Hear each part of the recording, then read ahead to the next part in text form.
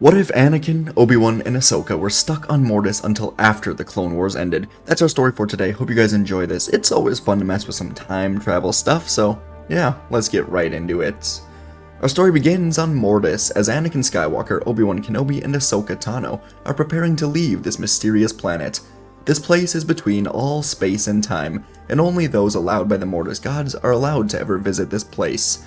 But a few simple mistakes made by the gods can completely alter timelines, even if they attempt to fix it. What no one yet knows is that when Anakin Skywalker was shown visions of himself becoming Vader, the Force responded, the galaxy shifted, space and time moved around, so when the three Jedi leave this planet, it will no longer be the same moment in time that they disappeared in. No, instead, years have passed by without them, and they will have to adjust to it all. In the main galaxy, as the three Jedi spent a couple of days on Mortis, events in time played out for years. And to recap how it all went down, after the mysterious disappearance of Skywalker, Kenobi, and Padawan Tano, the Jedi Order and Republic searched for weeks on end with no luck whatsoever. And so the Jedi were determined to have been killed in space or in battle in a possible explosion, leaving no trace behind. It was terribly unfortunate, but the war had to go on. Palpatine would adjust, scouring the Jedi Order for his next apprentice to replace Dooku, while continuing to manipulate the war in his favor. For another year, the Clone Wars would go on, and Palpatine would slowly turn one council member to the dark side by having their home world continuously raided, their friends and family captured and killed. Palpatine found a vulnerable Jedi, and he used this darkness to slowly turn them, until one day in the final moments of the war, Windu was battling Palpatine, and he was winning until this specific Jedi came to Palpatine's side, killing Windu, proclaiming himself to the dark side, so long as his home world is kept safe. The Empire would reign strong for a couple years with Emperor Palpatine, his budding Inquisitorius, and a new apprentice by his side. The Jedi were gone, and it seemed as if all hope was lost, and one day, the three Jedi, Anakin, Obi-Wan, and Ahsoka, would leave Mortis determined to return to the war and help the Republic win. But as they left, the three Jedi left space, waking up and almost immediately realizing something has dramatically changed. The Force felt dark, almost completely devoid of light. They thought it has only been a few days at most. What could have possibly changed in this time? All of them agreed that perhaps the Sith revealed themselves while they were gone. So Obi-Wan patched into the Jedi Council comm signals and received nothing back except static. This was strange, but every single Jedi frequency they tried returned nothing except for static. The same even went for Padme's comms, which gave Anakin a great deal of fear. Luckily, Anakin had access to the Chancellor's secure frequency, so he patched in and tried to contact his good friend Palpatine. And finally, this worked. But the returning voice was not the kind, loving voice of Palpatine that Anakin knew. Instead, it was a gravelly, evil voice that asked simply who was contacting him. The Jedi looked to each other, ending this call without saying a word.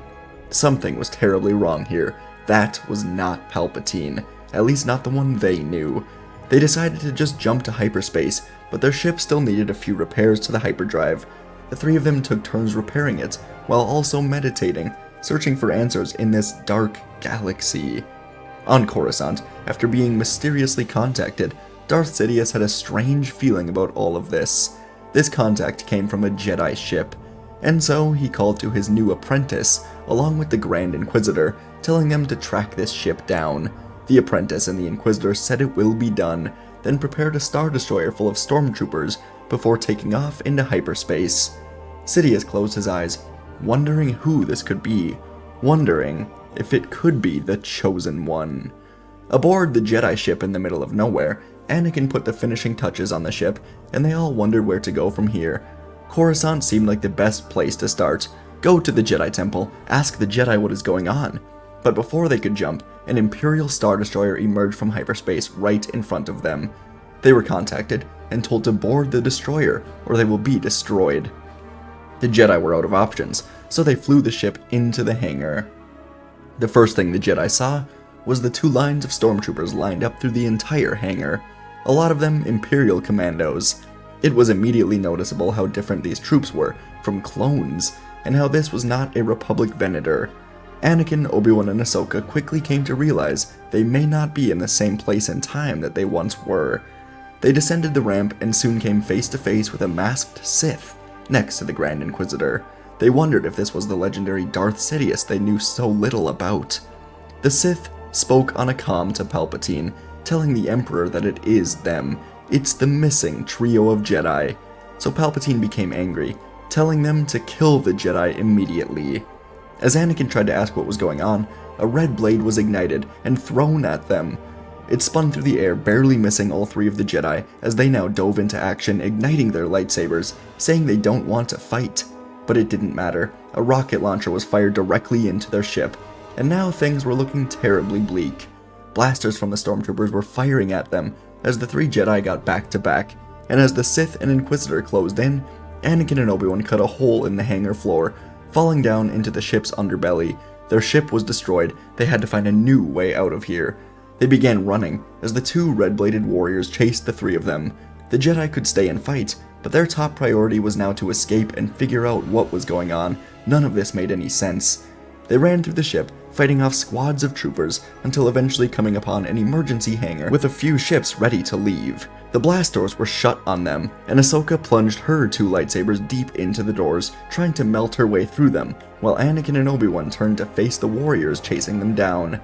They didn't even speak, they just ran in at Anakin and Obi-Wan, fighting them head-on. Obi-Wan fought the Grand Inquisitor, while Anakin fought the mysterious Sith. The two duels were happening, and Anakin was recognizing this fighting style. Ahsoka was pushing harder. She was finally able to break down an opening for the Jedi to get through. She yelled at Anakin and Obi-Wan to follow her. Obi-Wan kicked the Inquisitor, while Anakin was able to spin his saber, cutting through the mask of the Sith, revealing green skin, tentacles spilling out of the helmet. Kit Fisto glared at Anakin with yellow Sith eyes. The Jedi couldn't believe it. They began running away together, getting ahead of Ahsoka as she stumbled a bit because Fisto threw his saber into the ceiling, causing a huge beam to break down as he slammed it into the ground. Ahsoka went flying, separated from Anakin and Obi-Wan, and Anakin frantically was looking for her as 100 or so troopers ran in, firing at them at once. Obi-Wan told Anakin they must leave now. They will get Ahsoka back once they learn what is going on. And Anakin saw now that Fisto was holding Ahsoka, red blade to her throat, and she yelled at him to leave. Anakin saw the rocket launcher troops run in, and he turned, boarding an Imperial transport with Obi-Wan, swearing to find Ahsoka. And together they flew out of the hangar, flipping around to avoid the missiles, getting to hyperspace, jumping to Naboo instead of Coruscant. They decided Coruscant would not be welcoming to them. Anakin and Obi-Wan spent the hyperspace trip in complete shock at what they just saw. It was clear now that Mortis messed with their timeline. Kit Fisto turned to the dark side, clone troopers replaced by regular troopers, their Venator replaced by some Star Destroyer. Anakin swore he heard some of them say that this was for the Empire, but all he could think about was Ahsoka and Padme.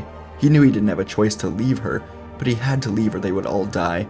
Now he had to find Padme. His head was spinning. They would keep Ahsoka alive in order to draw them back in, Obi-Wan promised. They would get her back once they learn what is going on. And soon, they emerged from hyperspace above Naboo. They would land this stolen Imperial transport in the fields where Anakin and Padme once laid in before the war. And Anakin still wondered if Padme was even alive. He knew she would never stand for an empire, and that is why they were here. He and Obi-Wan would walk through the streets of Naboo, hoods up, and everything was so different. A black and white flag flew everywhere, stormtroopers walked the streets, hollow images would have Imperial propaganda asking people to join the military, along with one proclaiming support for Emperor Palpatine. Anakin couldn't believe it. Palpatine had all the power in the galaxy. Soon the two of them would come upon Padme's old home, and Anakin nearly fell to his knees. It was gone, completely burned down, and in its place stood the Imperial flag. As Obi-Wan assured Anakin that Padme was probably fine, a group of stormtroopers noticed Anakin's lightsaber, telling him to surrender or die. Anakin closed his fist, angry, flipping backwards and igniting his lightsaber, quickly cutting through this group of 8 troopers. Unfortunately, another couple squads noticed this, calling for reinforcements. Anakin and Obi-Wan saw 2 prototype AT-ATs stand up, along with 6 prototype AT-STs, and the Jedi took off, running through the streets and eventually into the Naboo forests. Obi-Wan told Anakin to get to the water. There's a Gungan community there, but before Obi-Wan could finish, the two of them were pulled down into the ground. As they rolled away into this secret hideout, the entrance was quickly closed back up. Anakin and Obi-Wan looked around as they were now in a massive hideout hidden underground. It seemed like hundreds of soldiers were in here, and they all moved out of the way as the leader of this rebel group came to the front. Anakin had to rub his eyes to make sure he was seeing this correctly. It was Padme. She ran up to Anakin, immediately giving him a huge hug before separating, demanding to know where he's been. She thought he was dead. Obi-Wan helped calm her by saying they weren't really sure what was going on. They were stuck on a mysterious planet created by the Force, and when they left, time had moved years ahead. It made no sense to anyone, but Padme would bring the two of them to an area where they could be alone, and she began explaining everything that has happened. After their disappearance, the war continued on after a long search for them, and after a while, it looked like the Republic was truly going to win. Dooku was killed in the battle above Coruscant by Windu and Yoda, and then Grievous was destroyed not long after. And from what she has learned, apparently the Jedi went to arrest the Chancellor after Grievous died, but they were stopped, and after this, the Jedi were wiped out. Obi-Wan asked for clarification. What does she mean the Jedi were wiped out? And Padme said that all of the clone troopers suddenly turned on their Jedi leaders without warning. Across the galaxy, all of the Jedi were killed. The Jedi Temple was raided and destroyed, leaving no one alive as Palpatine turned the Republic into an empire. Galaxy has desperately missed the heroics of Anakin, Obi-Wan, and... She paused, then worriedly asked where Ahsoka was. Anakin said she was captured by the Empire. They need to get her back. Padme put a hand on his shoulder, saying they will be able to. In fact, the Jedi had perfect timing, as the rebellion just received important intel on where the Emperor is going, and they plan to launch an assassination plot. Anakin couldn't believe who Padme had become since he left, and for the first time, he began to notice how different she was. She was battle-hardened, wearing tactical gear with dual pistols on either side of her, along with explosives along her chest. She had scars and wounds on her face and hands, and it quickly became clear to Anakin that Padme did not stand for this empire at all. She had been fighting, and it apparently had cost her home and her planet under heavy security. Anakin asked about her family, and Padme shook her head sadly, saying the Empire killed them trying to find her. And so Anakin and Obi-Wan knew they must fight back. They asked about this plot against Palpatine, and Padme would call someone else into the room. It was former Admiral Alderaan, now member of the budding Rebel Alliance. After Anakin disappeared, Palpatine took out a lot of anger on Anakin's admiral in war, Alderaan, for not knowing where Anakin went. This shattered their relationship, and when the Empire was created, Alderaan was not given a place in it. So he decided to help take down the Emperor. He laid out what he knew from his spies in the ISB. Palpatine is personally going to Alderaan with his top agents in order to provide an example of what happens to rebel leaders like Bail Organa.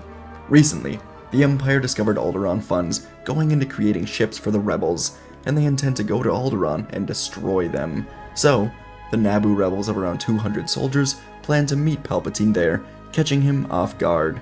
Alderaan and Padme both agreed that Ahsoka would be there, likely in a cell aboard Palpatine's Star Destroyer, as a way to hopefully lure the Jedi out of hiding. The two Jedi asked why now? Why haven't they gone at Palpatine before? Padme said they didn't have the Jedi with them to take him down. But now, they have Skywalker and Kenobi, heroes of the Clone Wars, and they would all spend a while longer getting accustomed to this new era with Anakin and Obi-Wan, but soon they would take off for Alderaan, landing in the mountains, preparing for the imminent arrival of the Empire. As they waited, Anakin and Padme would get a moment alone, where they discussed what life will be like if they can end this Empire today. Padme said she was not entirely sure.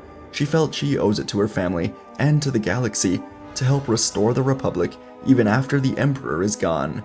She would love to just run away and live happily with a family with Anakin, but she can't. Not yet. Anakin agreed, saying he will fight by her side for as long as it takes.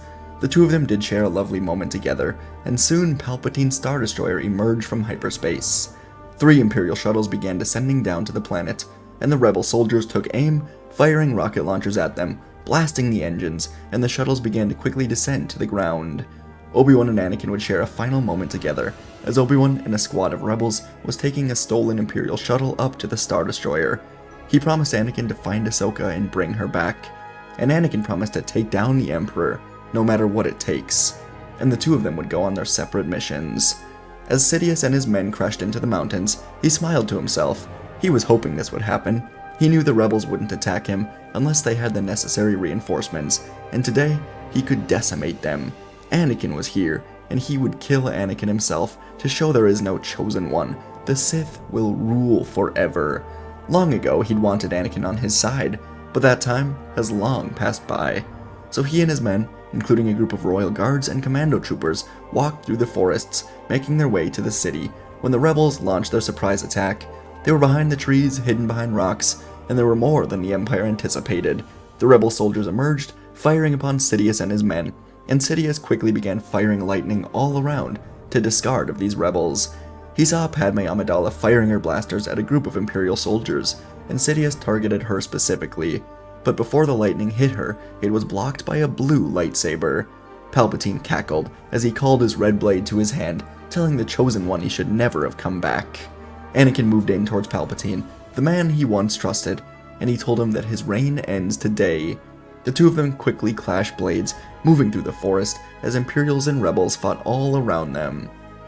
Inside the Star Destroyer above Alderaan, Obi-Wan flew a stolen shuttle, claiming to the Imperials inside that he needed immediate repairs. His chain code checked out, and he was allowed to land.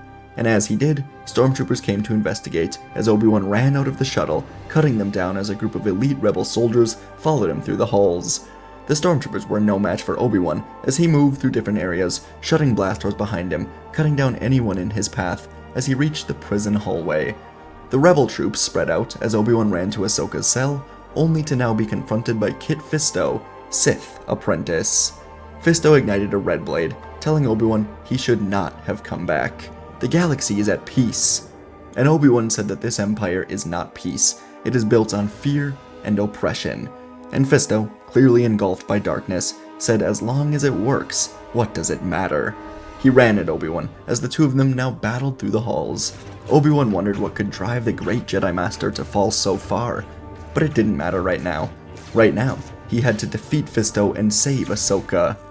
Back on the grounds of Alderaan, Sidious cut through a tree, and Anakin barely dodged it as it fell to the ground. The crash allowed Sidious to spin through the air, kicking Anakin into a rock wall, and Anakin ducked barely in time as Sidious plunged his red blade into the rocks. Anakin spun around, cutting into the robes of Sidious, and he laughed, saying Anakin is powerful, but it is a shame that power must be wasted like this. He moved back in on Skywalker, stabbing forward, flipping around to try and find a weakness in the Jedi. But Anakin stood strong, using his power in the light side to try and make Sidious angry or unbalanced. The Sith Lord stabbed forward again, and Anakin was able to grab his wrists, elbowing him in the face before slicing around, barely missing Sidious's chest. Anakin was more powerful than ever, using the fall of the Jedi and the Republic as motivation here. There was no conflict, there was only balance, and the need to fulfill the prophecy as he moved back in on Sidious, creating a sudden flurry of moves that caught the Dark Lord off guard. Sidious spun in for a surprise attack, but Anakin dodged, plunging his own saber through the back of Palpatine now. The Sith Lord gasped, firing lightning into Anakin, sending him crashing to the ground, and Sidious fell to his knees, gasping for air. Anakin moved back in on Palpatine as he fired more lightning, but this time Anakin blocked it, spinning his saber around, decapitating the Sith Lord. And Anakin looked to the sky, hoping Obi-Wan was having the same success. In the halls of the Destroyer, Fisto was ripping the walls apart, throwing all sorts of things at Obi-Wan to defeat him. Obi-Wan was hit by a metal pipe, but he dodged a console thrown at him, before lunging at Fisto, slicing into his leg. Fisto stumbled away, but this allowed Obi-Wan to use the Force to unlock Ahsoka's cell, without Fisto noticing. As Fisto recovered, Obi-Wan threw his saber at him, and Fisto dodged it, smiling as he moved in on Obi-Wan. But he didn't realize that Ahsoka was free, catching Kenobi's saber, and she sprinted at Fisto, cutting him across the back as he fell to the floor in a dying crash in front of Obi-Wan and Ahsoka. Fisto was able to look back up, asking the Jedi to just make sure that his home planet is protected, and he died on the floor. Fisto turned in order to protect his people, seeing it as the only way to avoid the Empire's wrath, and now he was gone. Ahsoka, Obi-Wan, and the remaining rebels on this destroyer regrouped, each of them taking an Imperial fighter to the ground, and they helped take down the final Imperial reinforcements on the ground. While Obi-Wan fought Fisto, The rebels rigged the destroyer with explosives, and together this group of rebels watched as the destroyer exploded, marking the beginning of the end of the Empire. When the Battle of Alderaan was over, the rebel cells around the galaxy would unite, coming together, no longer fearing the Empire. It lost the head of the snake, and without Palpatine, the galaxy could unite in knowing it would only take a year to restore order. In this year, the 3 Jedi would continue fighting off the Imperial remnants, but they would also search the galaxy for exiled Jedi, hoping to someday restore the Jedi Order. They would travel to various temples, eventually able to communicate with Master Yoda, who was very happy to see them alive. Yoda was retired as Grandmaster, but he would live his new life as a guide, helping any survivors find Anakin, Ahsoka, and Obi-Wan as they made the new Jedi camp on Lothal. Surviving Jedi would take down the Empire, and after a while, Padme would step in as the new official ruler of the New Republic. She was heavily respected now, not only as a political leader, but as a warrior. In the Battle of Alderaan, it was rumored that she fought 4 royal guards alone, and only she walked out alive. She became a rebel legend, restoring this new republic all in due time. She and Anakin would still be together, but they would both have new great missions to the galaxy. So while they were together, it was not often they would see each other, and that was fine with them. Anakin, Obi-Wan, and Ahsoka were the inspiration for a new Jedi Order, as they were making up for lost time. And within years, the galaxy would be freed from the Empire, in the hands of the new Jedi and New Republic. And folks, that is where our story comes to an end today. Hope you guys enjoyed this one. I know it is kind of hard to even imagine, it's just hard to really place it, I guess. Anakin, Obi-Wan, and Ahsoka emerging in a new timeline. But I hope you enjoyed it. Fisto turning to the dark side, how about that? I really wanted to do more than just have the Grand Inquisitor, or Barriss Offee, or anyone we've seen on the dark side before. I thought, hey, let's just pick a council member. I debated Windu, but I think he's just so in control of his darkness. Debated Plo Koon, Aegon Kolar, but ultimately landed upon a fan favorite in Kit Fisto. So, just decided to turn to the dark side for the story. Hope you guys enjoyed that part. Otherwise, yeah, Anakin, Obi-Wan, Ahsoka returning and helping the galaxy find peace. Enjoyed writing it. Let me know what you thought. Leave a comment, I guess. Leave a like to support, subscribe, YouTube stuff. Appreciate ya, and I'll see you in the next video.